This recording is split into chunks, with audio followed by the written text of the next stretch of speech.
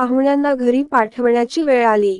पाहुण्यांचा पाहुणचार खूप केला, आता पाहुण्यांना घरी पाठवण्याची वेळ आली, अशा शब्दांत नाव न घेता शिवसेना उद्धव बाळासाहेब ठाकरे गटाच्या महाविकास आघाडीच्या उमेदवार वैशाली दरेकर यांनी श्रीकांत शिंदेंवर हल्ला चढवला।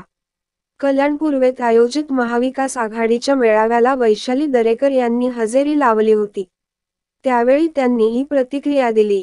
हे पाहुणचार खूपच झाला, पाहुण्यांचा खूप सांभाळ केला, पाहुणे अगदी घरात ठाण मांडून बसलेत। आता पाहुण्यांना घरी पाठवण्याची वेळ आलेली आहे आणि मला असं वाटतं की यजमानी आता थकले पाहुण्यांना सांभाळून, आता घरी जाऊ दे पाहुण्यांना आणि इथले जे स्थानिक आहेत तेच इथला सांभाळ करतील।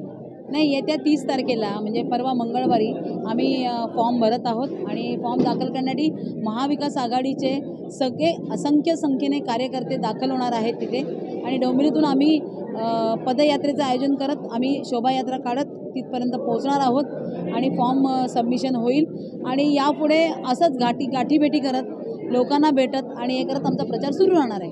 तर मोदी साहेबांची सभा असू दे, काही फरक पडत नाही आहे। महाराष्ट्राची जनता सुज्ञ आहे, कल्याणची जनता सुज्ञ आहे, त्यांना माहिती आहे कोणाला मतदान करायचं ते।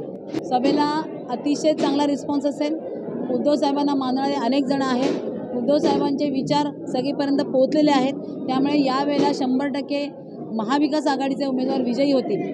नरेंद्र मोदी यांची 10 तारखेला कल्याण आणि भिवंडी लोकसभेसाठी सभा होणार, मात्र त्या सभेने काही फरक पडणार नाही अशी प्रतिक्रिया वैशाली दरेकर यांनी दिली। पोलीस वार्ता प्रतिनिधी दिनेश पाटील।